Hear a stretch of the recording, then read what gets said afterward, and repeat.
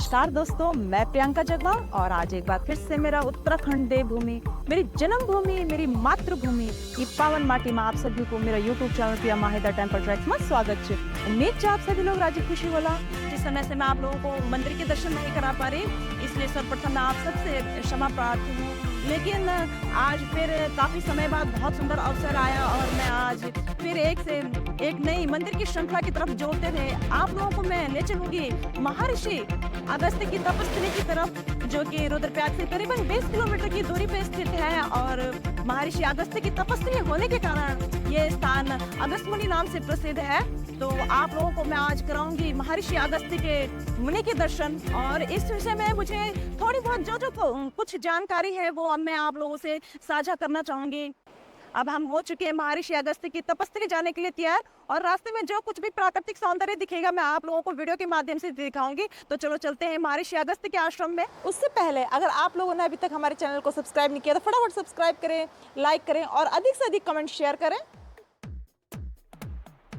कहते हैं महर्षि अगस्त्य का जन्म 3000 ईसा पूर्व काशी में श्रावण मास की शुक्ल पक्ष की पंचमी तिथि को हुआ था, और इन्होंने अगस्त संहिता ग्रंथ की रचना भी की। इन्हें मंत्र दृष्टा ऋषि भी कहते हैं। इनकी पत्नी का नाम लोपामुद्रा था, जो कि विदर्भ देश की राजकुमारी थी। ये वशिष्ठ मुनि के बड़े भाई थे और महाराज दशरथ के राजगुरु थे।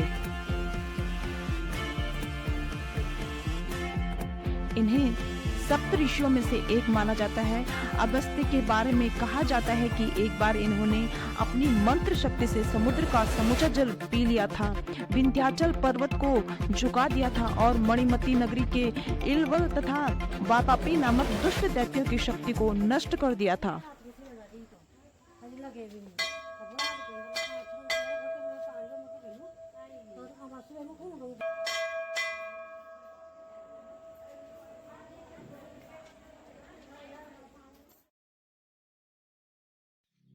और अब हम पहुंच चुके हैं मंदिर प्रांगण में, और अब आप लोगों को मैं मंदिर के दर्शन कराऊंगी, महर्षि अगस्त्य की तपस्थली के दर्शन कराऊंगी, और जो यहाँ की महिला मंगल दल हैं उनसे भी आप लोगों को मिलवाऊंगी, और जो मठाधीश हैं उनसे भी आप लोगों की जो इस विषय में जो पौराणिक कथा है समस्त जानकारी लेने की कोशिश करूंगी। तो करते हैं हम महर्षि अगस्त्य मुनि के मंदिर के दर्शन।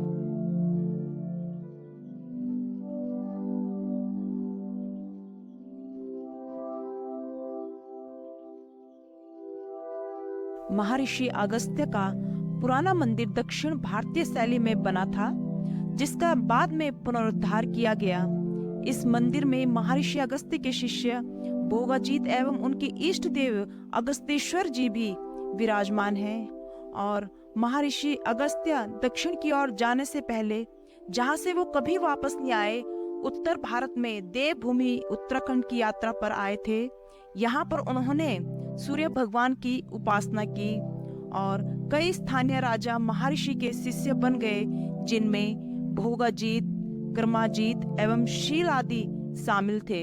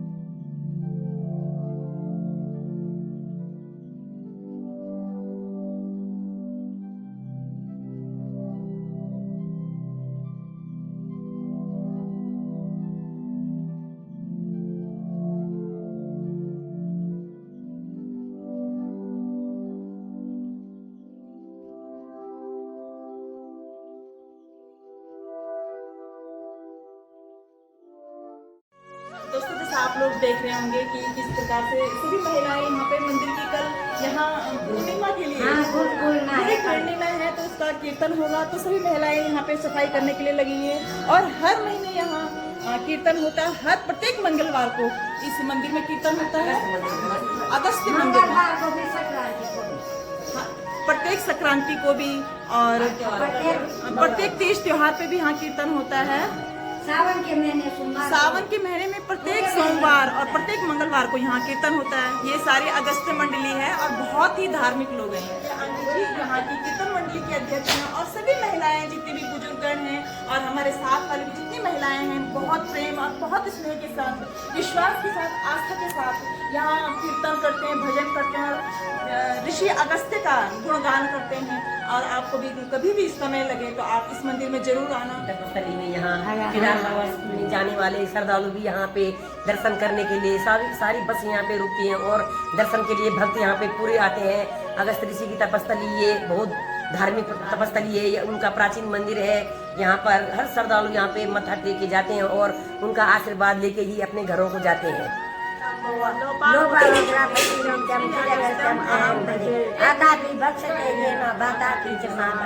समुद्रम सोचते केदार मंडले दिव्ये मंदाकिनी पर्यटते चंद्रभागा नदी सोम्य शीर्षाणेश्वराय नमामि। षड दोषे प्रसन्न हाथव्या निद्रा तंद्रा भयं क्रोध आगे समधि सूत्रता।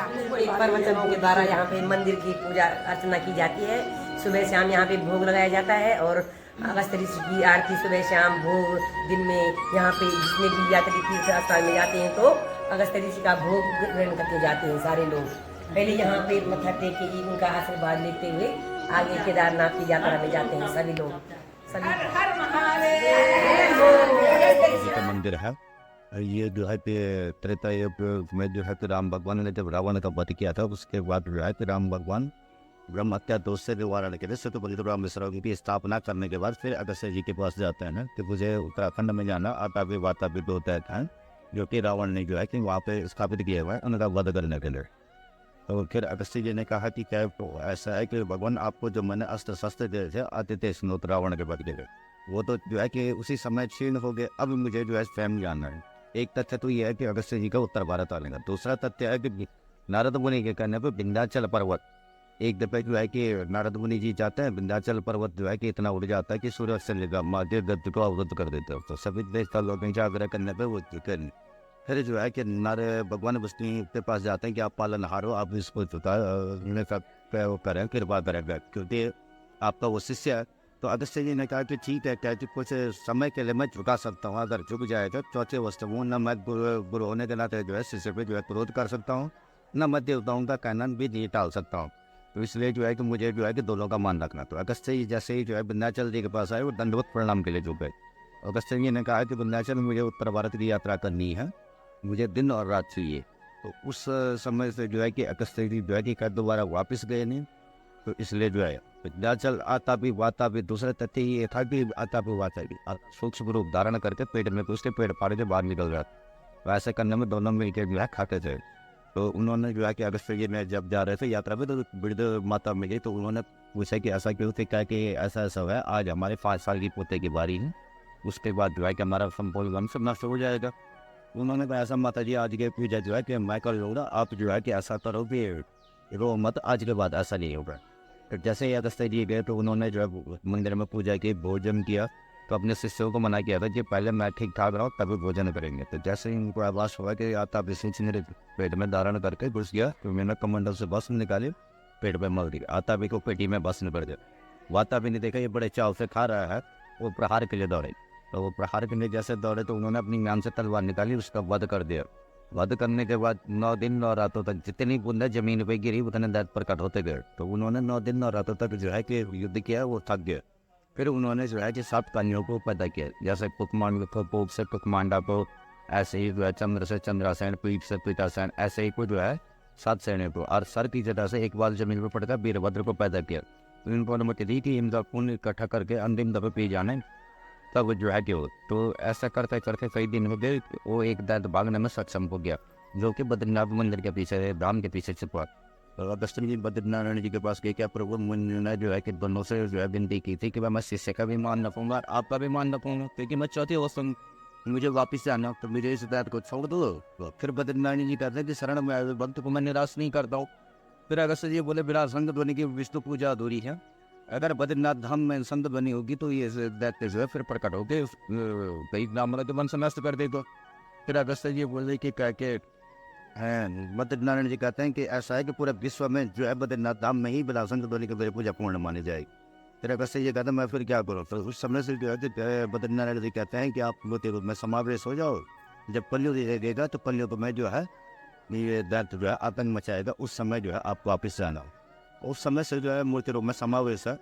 और अगस्त जी की जो है पूजा बैसाखी पर्व में जो है विशेष वो होती है। साल में 3 पंचमी आती हैं और लोगों के लिए तो बसंत पंचमी होती है।